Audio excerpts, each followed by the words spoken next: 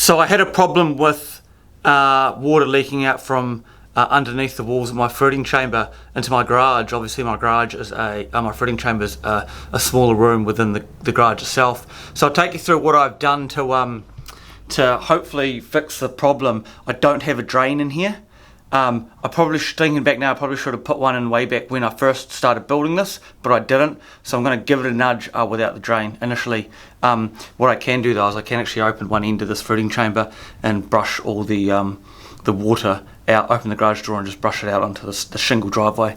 So we shouldn't have too much of a problem there. But I was getting water. I had a flood in here a couple of times when my Inkbird controller broke down, and it caused a lot of water to get out from underneath the walls. So I'll take you through what I've done just to seal underneath, and I found a really good product which has worked, which I think should work quite well.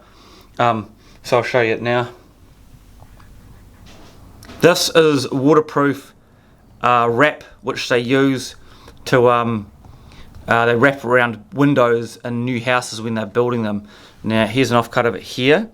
Now it's like a foil backed rubber strip.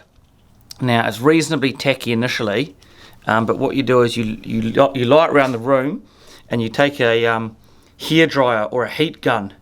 In my case, it's actually my missus's hairdryer, which she's not too happy about down there.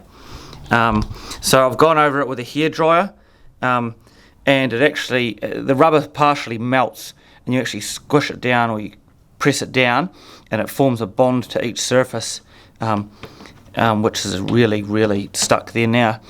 So I've gone around the edges of the room with this where it meets the floor, and that should hopefully collect any water that runs down and runs out, so it hopefully doesn't ingress under the wood around here. You know, if this doesn't work and doesn't hold up in the long term, I will have to put a drain in here, but this is a solution for now, so I don't have to spend a week digging up the floor and installing a drain.